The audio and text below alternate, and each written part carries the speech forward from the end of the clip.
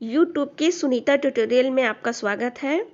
आज हम कक्षा 10 के 5वें अध्याय सुमित्रा नंदन पंत जी को पढ़ेंगे। इसके पहले हम सूरदास, तुलसीदास, रसखान और बिहारी जी को पढ़ चुके हैं। चूँकि पहला पद्यांश है तो सबसे पहले हम संदर्भ लिखना सीखते हैं, क्योंकि आगे के पद्यांश में संदर्भ यही रहेगा। प्रस्तुत पंक्तियाँ कविवर सुमित्रा नंदन संदर्भ बता रहे हैं। प्रस्तुत पंक्तियाँ कविवर सुमित्रा नंदन पंत द्वारा रचित चंद्रलोक में प्रथम बार शीर्षक कविता से अवतरित है, जो हमारी पाठ्य पुस्तक काव्य संकलन में संकलित है। अब हम व्याख्या करना सीखेंगे। व्याख्या से पहले हम कठिन शब्दों के मीनिंग जान लेते हैं। चंद्रलोक में प्रथम बार, चंद्रलोक में प्रथम बार मतलब चंद्रमा पर प्रथम बार मानव ने किया, अर्थात मनुष्य ने किया पदार्पण, पैर रखे। किया पदार्पण मतलब पैर रखे। छिन्न हुए लोग, कमजोर पड़ गए, टूट गए। छिन्न हुए लोग देश काल के मतलब सदियों को, देश काल में मतलब सदियों से। दुर्जय बाधा बंधन मतलब होता है कठिनाइयों से विजय, कठिनाइयों पे विजय। दिग्विजयी मतलब होता है अड़चड़ें जो आती थी। निश्चय का मीन्स होता है निश्चय ही। महत मतलब महत्वपूर्ण। ऐतिहासिक क्षण मतलब ऐतिहासिक क्षण ही रहेगा। और भू विरोध मतलब पृथ्वी पर होने वाले भू विरोध शांत हो मतलब निकट आवे मतलब पास आवे। युगों के। पौराणिक मतलब स्वप्न पुराना, पौराणिक या मतलब स्वप्न पुराना। संभव मतलब संभव ही। सभारंभ मतलब होता है प्रारंभ।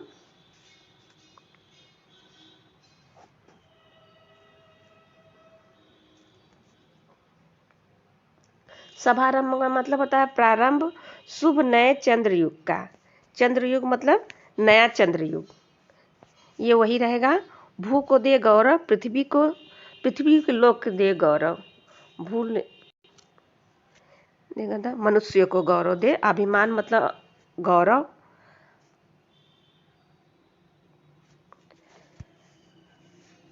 ग्रह उपग्रह ही रहेगा। ग्रह उपग्रह। श्यामल मतलब हरा भरा, श्यामल। जगत मतलब संसार। जीवन मंगल मतलब जीवन मंगल ही रहेगा। दिक मतलब दिशाएं। वाहन मतलब आगे ले जाने वाला। पद्धत मतलब तरीका। भेद मतलब अलग अलग। भेद मतलब समन्वित हो, विस्तृत हो।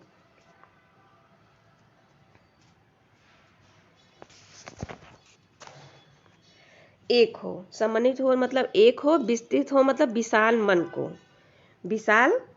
को। ये हो गया कठिन शब्दों की मीनिंग। अब हम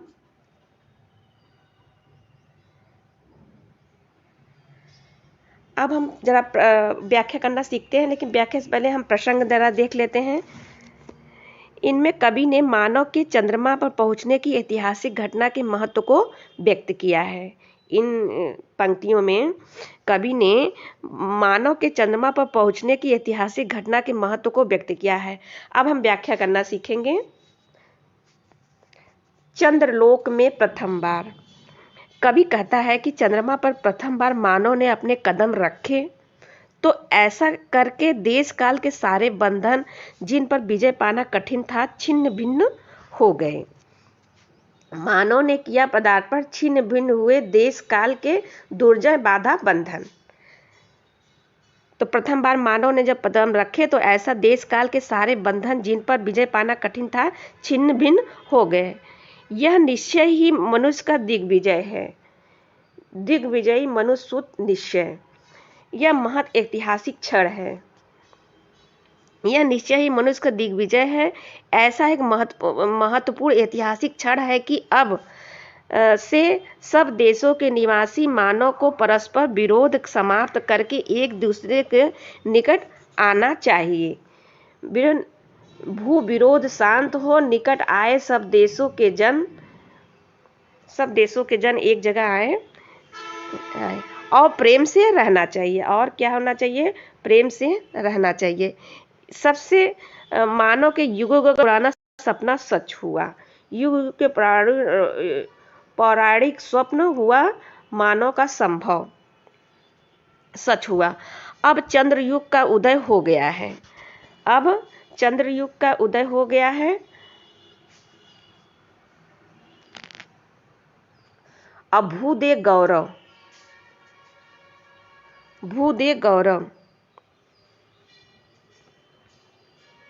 अब चंद्रयुग का उदय हो गया है, जिसने पृथ्वी को गौरव प्रदान किया है। पृथ्वी को गौरव प्रदान किया है।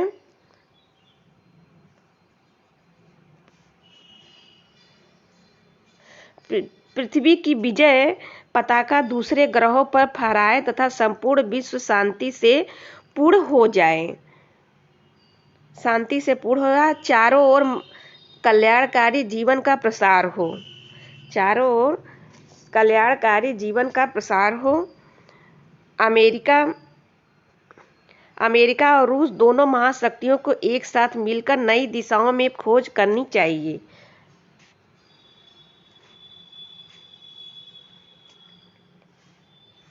अमेरिका और रूस दोनों महाशक्तियों को एक साथ मिलकर नई दिशाओं में खोज करनी चाहिए। ये हो गया व्याख्या।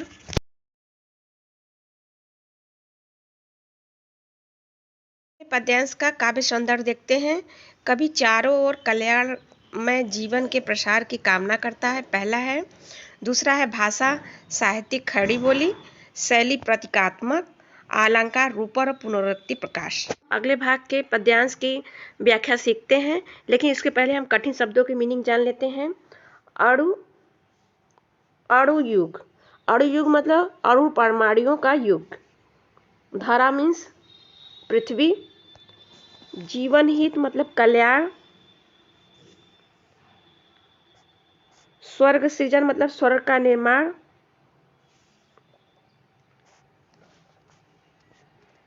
का साधन मीन्स का साधन ही रहेगा, मानवता के मीन्स मानवता ही रहेगा, ही विश्व सत्य भी वही है, भू राष्ट्र मतलब पृथ्वी के ऊपर के सभी राष्ट्र, आत्मार्पण मतलब आत्मसमर्पण, धरा मीन्स पृथ्वी, चंद्र मतलब चंद्रमा, प्रीति परस्पर मतलब आपस में प्रेम, जगत प्रसिद्ध मतलब संसार, जगत मीन्स संसार, प्रसिद्ध मतलब प्रसिद्ध, पुरातन मीन्स पुराने काल से,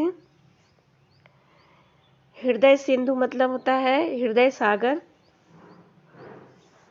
उठता मतलब उत्पन्न होता है, स्वर्णिम ज्वार मतलब समुद्र में उठा हुआ भाग, स्वर्णिम ज्वार, देख चंद्राना मतलब चंद्रमा का मुख। ये हो गया कठिन शब्दों की मीनिंग। अब हम लोग व्याख्या करना सीखेंगे, लेकिन व्याख्या से पहले हम कठिन शब्दों की व्याख्या से पहले हम थोड़ा प्रसंग देख लेते हैं।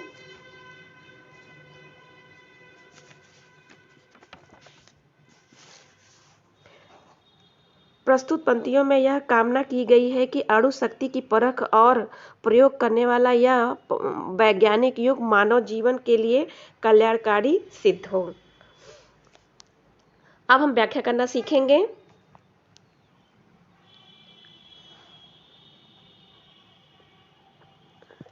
अणु युग बने धरा जीवन हित, विज्ञान का संपूर्ण विकास मानव जीवन के कल्याण के लिए होना चाहिए। स्वर्ग सृजन का साधन, परमाणु शक्ति मानव जीवन के विनाश के साधन न होकर स्वर्ग का निर्माण के साधन बननी चाहिए। मानव ही विश्व सत्य, भू राष्ट्र करे आत्मार्पण, परमाणु शक्ति का प्रयोग प्रेम, सद्भाव और भावनाओं के विकास के लिए किया जाना चाहिए। जिससे पृथ्वी के लोग स्वर्ग के समान सुखी और संपन्न हो सके। धरा चंद्र की प्रीति परस्पर, जगत प्रसिद्ध पुरातन। सच्ची मानवता की स्थापना के लिए सभी राष्ट्र को स्वार्थ को त्याग करके आज समर्पण कर देनी चाहिए। हृदय सिंध में उठता स्वर्णिम ज्वार देख चंद्रानन, क्योंकि इस पृथ्वी पर मानवता ही सत्य है। जब सभी राष्ट्र स्वार्थ वृत्ति का त्याग कर देंगे तभी मानवता की स्थापना हो सकेगी। पृथ्वी और चंद्रमा का प्रेम बहुत पुराना है। हृदय सिंधु में उठता स्वर्णिम ज्वार देख चंद्रानन। पृथ्वी और चंद्रमा का प्रेम बहुत पुराना है। कुछ विद्वानों के अनुसार चंद्रमा पृथ्वी पुत्र है, क्योंकि पृथ्वी से ही चंद्रमा टूटकर अलग हो गया था। यही कारण है कि पूर्णिमा के दिन चंद्रमा को देखकर ही समुद्र में ज्वार आता है। चंद्रमा का मुख देखकर सागर के हृदय में प्रेम का ज्वार उमड़ता। अब हम दूसरे पद्यांश का काव्य संदर्भ देखते हैं। कवि विज्ञान की उन्नति को मानवता के विकास के लिए उपयोगी मानता है, पहला है। दूसरा है भाषा साहित्यिक खड़ी बोली है। तीसरा शैली प्रतीकात्मक एवं भावात्मक है। चौथा है अलंकार रूपक है। यदि वीडियो पसंद आया हो तो वीडियो को लाइक करिए, चैनल को सब्सक्राइब करिए। Thank you.